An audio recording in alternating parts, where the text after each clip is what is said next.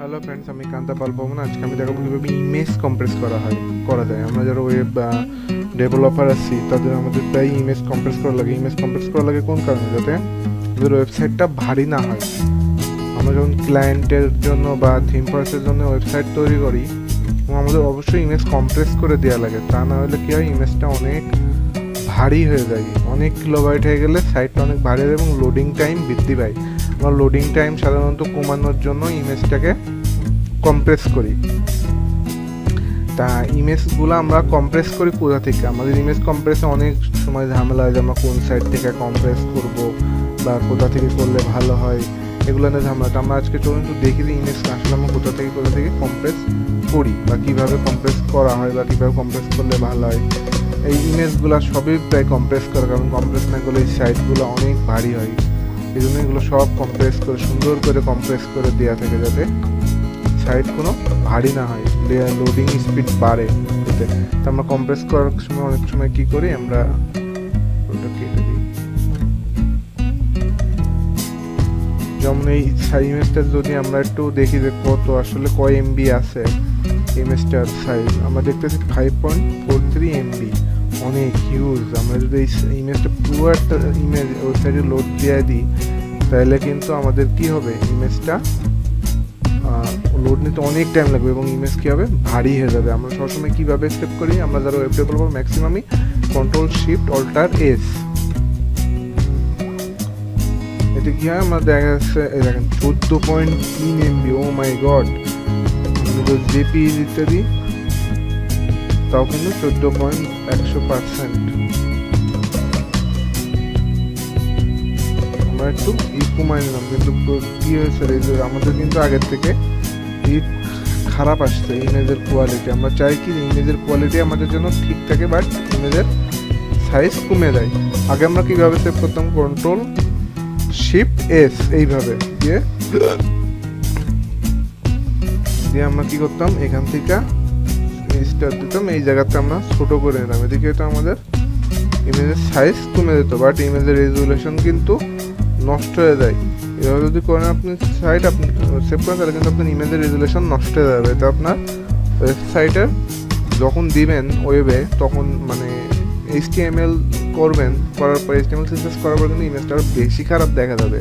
সেজন্য আমরা করি কি, ইমেজটাকে আমরা কম্প্রেস করি। কম্প্রেস করার জন্য আমরা অনেক সাইট আছে ইমেজ কম্প্রেসার। আমরা ইমেজ সাধারণত হয় আনস্প্লাশ বা allfreephotos.net এগুলা থেকে ম্যাক্সিমাম ডাউনলোড করে থাকি ইমেজগুলা।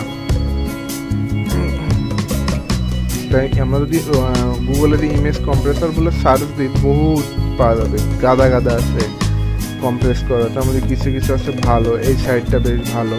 আমরা একটু ট্রাইতে ক্লিক করি, করে আমরা একটু এটা কি দিয়ে আছে, এটা max file size limit 10 MB. আমাদের ইসের সমস্যা কি, টাইনি পিএনজিটা অনেক বেটার, বাট টাইনি পিএনজির একটাই সমস্যা, এটা 5 এমবির উপরে নেয় না, এখানে দেওয়াই আছে।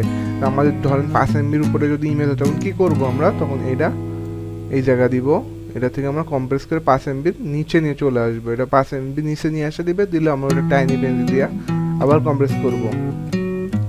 কারণ এই কম্প্রেসারগুলোর থেকে টাইনি পিএনজি বেটার, কারণ টাইনি পিএনজি অনেক বেশি চাপায়া দেয় ইমেজগুলারে, অনেক বেশি কিলোবাইট লেস করায় দেয়। এটা দেখা যায় সর্বোচ্চ আমার 5 এমবি আছে, এটা সর্বোচ্চ 4 এমবি বা 4.5 এমবিতে বা 3 এমবিতে আমাকে এনে দিবে, কারণ এটা ওর মতো অত টাইনি পিএনজির মতো অতটা চাপাইতে পারে না এগুলা।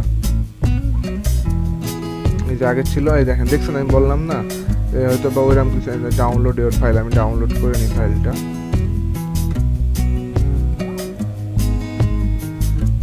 টাইম লাগতেছে একটু। আমরা একটু ই করি, কি বলে, আমরা একটু স্কিপ করি। এই যে আমাদের ইমেজ কিন্তু এই যে আমরা ড্রাইভেও অ্যাড করে নিতে পারি, আবার ডাউনলোডও করে নিতে পারি। ডাউনলোড করে কত হয়েছে, 4.14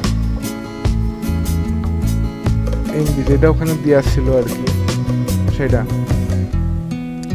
আবার আর এটা কত, এটা হচ্ছে 5.43। আমরা ড্রাইভে সেভ করার জন্য কি করতে পারি, আমরা ধরেন ইমেজটা এটা আবার নিই, এটা আবার দিই, আর এটা আমরা টাইনি পিএনজিতে দিই। আমরা টাইনি পিএনজিতে এবার ছোট করে নিই, আরও ছোট করবো, 4.4 আমরা আরও ছোট নিয়ে আসবো। কম্প্রেস হইতেছে দেখেন, এটা অনেক কমে নিয়ে চলে আসবে টাইনি পিএনজি। এই জন্য আমরা টাইনি পিএনজিটা সাধারণত ব্যবহার করি।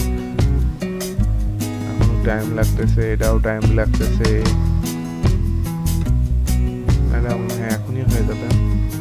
আমরা ড্রাইভেও সেভ করে রাখতে পারি ইমেজগুলো, আবার আমরা ডাউনলোডে ওর ফাইলে ক্লিক করে ডাউনলোড হবে, এটা দেখাইলামই। আর এই যে সেভ টু ড্রাইভ, এটা ক্লিক করলে এই বারটা ওপেন হবে। এখানে আপনার সেভ করবেন কি করবেন এটা অর্ডার দিতে হবে। এটা ক্লিক করার পরে ডাউনলোড স্টার্টিং এখানে দেখা যাবে যে চালু হয়ে গেছে। খানিক পরে দেখাবে যে আপনারই সেভ হয়ে গেছে। এটা আমরা কেটে দিই, আমরা একটু ওয়েট করি, কম্প্রেস হইতেছে, এটা সেভ হইতেছে। ইমেজগুলো অনেক টাইম নেয় ওয়েবসাইট লোডিং এর, যার জন্য আমরা এগুলো কম্প্রেস করি আর কি সবসময়। এগুলো কেটে দিই শুধু পিছুটাকে।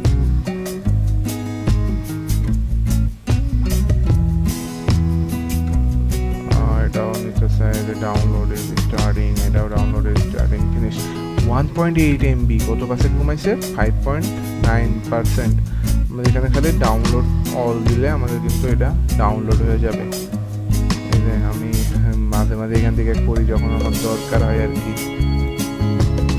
ওই জন্য। এখনো হইতেছে, এটা ড্রপবক্স হিসাব আপডেট হচ্ছে বা সেম নামে হইতে পারে, তার জন্য টাইম নিতে পারে। তাহলে আমরা সবসময় করবো কি, ধরেন 5 MB উপরের ইমেজগুলো করবো কি compress.io বা যে কোনো একটা হাবি জাবি সাইট থেকে আমরা ওটা কম্প্রেস করে নিব। নেওয়ার পরে তারপর ওটা যখন 5 MB নিচে আসবে তখন আমরা ওটা টাইনি পিএনজি দিয়া ই করে নিব। ওটা ডাউনলোড হয় নাই, আগেরটার উপরে ফাইল আছে রিরাইট হয়েছে। আমরা টাইনি পিএনজি দিয়ে আমরা ওটাকে কি করব, কম্প্রেস করব।